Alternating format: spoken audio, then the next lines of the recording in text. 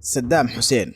qaybtii hore waxay inoo mareysay iyadoo Saddam uu firxad ku galay waddanka Syria oo markii dambena ka siyaaday waddanka Masar waxaana maamulkii Qaasim uu horkacayay Saddam ku xukumay dil wuxuu ku noolaa waddanka Masar wuxuuna wax ka baran jiray jaamacadda Qaahira kulliyadda sharciga haddaba qaybtan oo ah qaybta labaad waxaanu ku qaadan doonaa qabashadii uu Saddam qabsaday waddanka Ciraaq ila wareegadiisii guud ahaan xisbiga Ba'athi Party afgambiyadii ka horeeyay Saddam intuusan xukunka qabsan qolihii uu u galay hanti wadaagga Carbeed laga soo horjeeday heshiiskii sanadii 1979 Masar iyo Israel ee ka dhacay xerada Camp David ee duleedka Washington ee dalka Mareykanka ee uu dhexdhexaadinayay madaxweynihii hore dalka Mareykanka Jimmy Carter sanadii 1963 ayaa waxaa afgabi hoggaanka Ciraaq kula wareegay kooxo isugu jiray xisbigii kacaanka ee Ciraaq ee Saddam ka mid ahaa iyo waliba kooxo kale oo mucaarad nidaamkii maamulay General Qaasim balse kooxahaasi isbahaystay kuma raagin talada dalka Ciraaq muddo bilo gudahood ah ayaa haddana waxaa hoggaanka Ciraaq afgambi hubaysan kula wareegay kooxo hubaysan oo hoggaanka u hayay Abdulrahmaan Hariif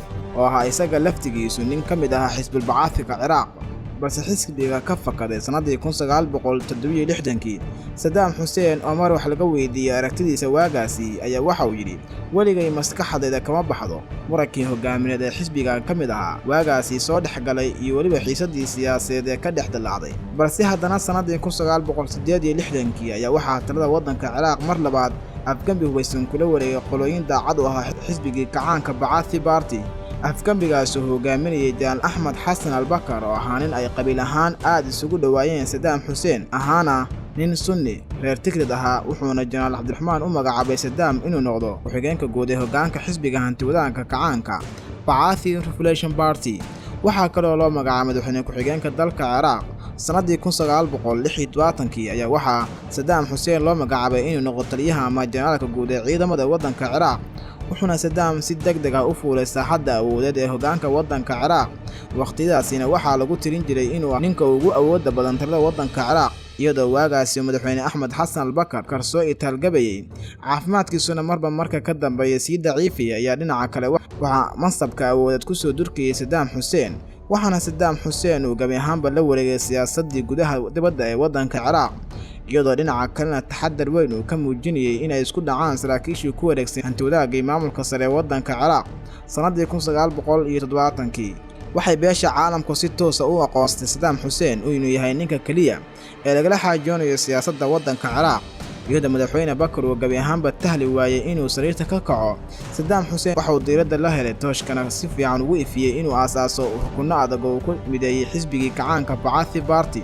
isagoo nidaamkiisii maamul uga dhaadhiciyay saraakiishii ku xirneed ee xisbigii uu ka mid ahaa wuxuu Saddam ka warhayay markaasi kala qoqobnaan badan oo ka muuqatay shucuub wada degta waddankiisa Ciraaq ee Sunniga ah Kurdiyiinta Shiicada Carabta iyo waliba Kiristaanka wuxuu sameeyay hab casri ah oo maamulka ugu wadaajiyay dhammaan qaybaha kala duwan ee waddanka Ciraaq wuxuuna dhaqaalaha Ciraaq ka horgufay boodhkii budada badnaa saarnaa isagoo jeexay qorshe cusub oo ku nidaamiyay dhaqaalaha waddanka Ciraaq sidoo kale Saddam ma moogayn in Ciraaq ay ahayd goob ku caan ah afgambiga wuxuu yagalay nabad sugid aad u itar sareysa oo u daacad ah isaga iyo xisbigiisa Ba'athi wuxuu dejiyay hanaan uu ku dhex fidinayay shacabka Ciraaq afkaarta aaminsanaanta xisbi Ba'athi taasi oo ruuxaantii uu ku guuleystay ahmiyadda koowaad ee Saddam Hussein ka guuxaysay maskaxdiisa waxay ahayd in Ciraaq uu ka dhigo waddan hodan ku ah saliidda iyo baansiinka isagoo hormuud u noqday sanadii 1972 nidaam lagaga soo saarayay waddanka Ciraaq saliidda qaydhin sidoo kale lagu rakibayay waddanka Ciraaq warshadaha saliidda qaydhin sifeeya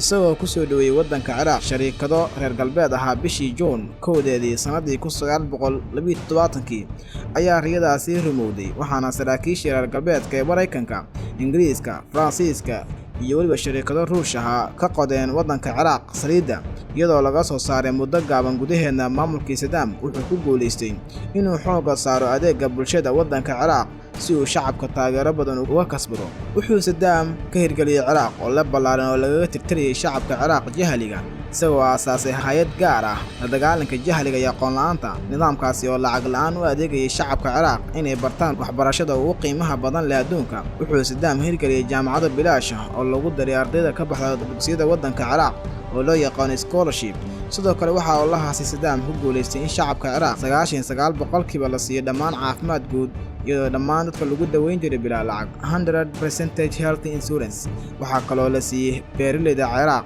taakula badan iyo waliba qalab badan oo dhulka ay khayraadka ku jira ugala soo baxayeen. Maamulkii Saddam wuxuu xoogga saaray inuu dhiso saldhig cusub oo lagu baraarujin jiray shacabka Ciraaq inay iskood isku dabaraan iyagoo ka faa'iideysanaya khayraadka waddankooda ku jira sida saliidda iyo beeraha. Sanadii 1979 madaxweyne Al-Bakr wuxuu ugu yaboohay waddanka Syria inay gaadhaan heshiis ay labada dal waa Ciraaq iyo Syria ay ku midoobayaan oo ay ku noqonayaan hal waddan, sidoo kalena ay ku midoobayaan xisbiga Al-Bacthi oo waagaasi labada dhinac ka shaqaynayay. iyadoo Xaafid al-Asad oo ahaa hogaamiyihii waddanka Syria loogu yaboohay inuu noqdo midowgaasi hogaamiye ku xigeen. taasi waxay hoos u dhigtay rajadii Saddam ka qabay inuu la wareego maamulka waddanka Ciraaq dhammaantii, balse awood darro caafimaad oo asiibtay madaxweyne Al-Bakr ayaa ku kalabtay inuu iska casilo hoggaanka waddanka Ciraaq 11 July sanadii 1979. isla markiiba ayaa Saddam Hussein waxaa loo caleema saaray inuu noqdo hogaamiyaha guud ee waddanka Ciraaq iyo weli madaxweyne xisbul Bacthi. India kadib la wareegidii hoggaanka waddanka Ciraaq wuxuu Saddam qabanqaabiyay shir guud oo xisbiga Bacthi isugu imaanayaan, wuxuuna Saddam shirkaasi ka akhriyay khudbad isagoo ku eedeeyay rag ka tirsanaa xisbiga Al-Bacth inay wadeen ku basaasayeen hogaaminimadiisa iyagoo adeegsanayay kaamarado iyo aalado codka duuba. waxaana raggaasi laga saaray iyagoo goobtaasi shirka fadhiya xisbiga, waxaana si toos ah looga dareeriyay kuraastii ay ku fadhiyeen. Saddam Hussein wuxuu ku qeexay hoggaankiisa iyo weliba nidaamkiisa siyaasadeed mid casri ah oo la jaanqaadaya hanti wadaagnimada kacaanka oo aanay ab iyo isir wadaagi karin hanaanka islaamka oo dadka Ciraaq u ahaa dhaqan, maadaama uu shucuubta Ciraaq ay ahaayeen badankood dad islaam ah inkastoo ay u kala duwanaayeen mabaadi'da. waxaana talooyin aad u sareeya ka siiyay haweenka maamulkii sare ee waddanka Ciraaq, isaga oo masabka ganacsiga gacan weyn haweenka ka siiyay. Ciraaq waxay noqotay dalka kaliya ee ku yaala gacanka Carbeed ee aan lagu dhaqmin axkaamta islaamka. Saddam Hussein wuxuu ka hirgeliyay waddanka Ciraaq mashaariic lagaga tirtiriyay waddanka Ciraaq dhaqanka diinta ku dhisan, iyadoo lagu faafinayay dhaqan ku tiirsan carabnimo iyo weliba aaminsanaanta xisbigii uu ku caqliyeystay Saddam ee Bacthi, iyadoo dadka tirada yar waa Sunni iyo Kurdiyiin iyo weliba dadka diimaha kala haysta laga siiyay 20% maamulka dalka Ciraaq oo aan lagula tartamin ama gorgortan aan laga gelin. taasi waxay nacayb ku reebtay dadkii tirada badnaa sida Shiicada iyo weliba Kurdiyiinta laftigooda u arkayay nidaamkaasi inuu meel ka dhac ku yahay dhaqankooda maadaama aanay ahayn dad Carab ah.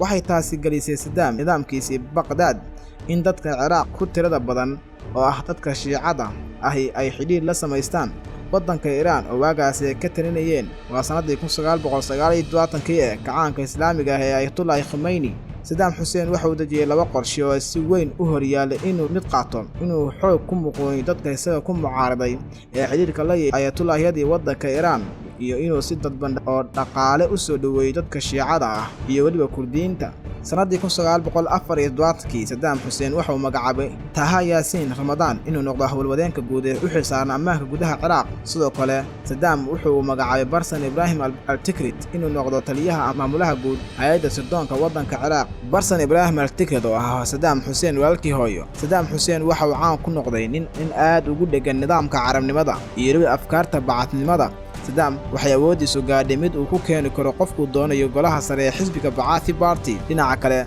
Saddam laguma arki jirin shakhsi ahaan dhaqankii Carbeed, waxaana ku xaragoon jiray suudka reer galbeedka iyo weliba muraayadaha madow. sidoo kale wuxuu sawiradiisa iyo weliba talooyin uu leeyahay ku dhejin jiray dhammaan dhismayaasha dawladda ee dalka Ciraaq. wuxuu sawirkiisa ku dejiyay lacagta waddanka Ciraaq, wuxuu noqday hoggaan aan laga daba hadli karin.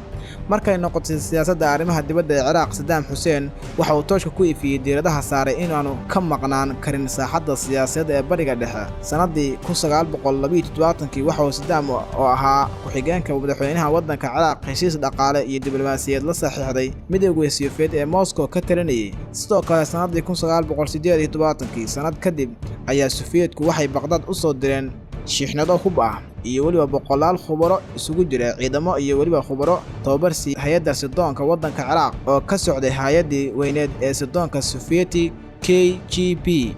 sanadii 1976 isagoo ah madaxweyne ku-xigeenka waddanka Ciraaq. sanadii 1976 isaga iyo madaxweyne ku-xigeenka waddanka Ciraaq Saddam Hussein waxa uu booqasho hawleed ku tagay waddanka France, waxaana Paris kula soo saxiixday heshiis dhaqaale iyo weliba ganacsi madaxweynihii Faransiiska ee waagaasi Franco Mitterrand. sanadii 1979 Saddam Hussein wuxuu ole u galay hanti wadaagga Carbeed ee laga soo horjeeday heshiiskii sanadii 1979 dhex maray Masar iyo Israel ee ka dhacay xerada Camp David ee duleedka Washington ee dalka Mareykanka ee uu dhexdhexaadinayay madaxweynihii hore dalka Mareykanka Jimmy Carter.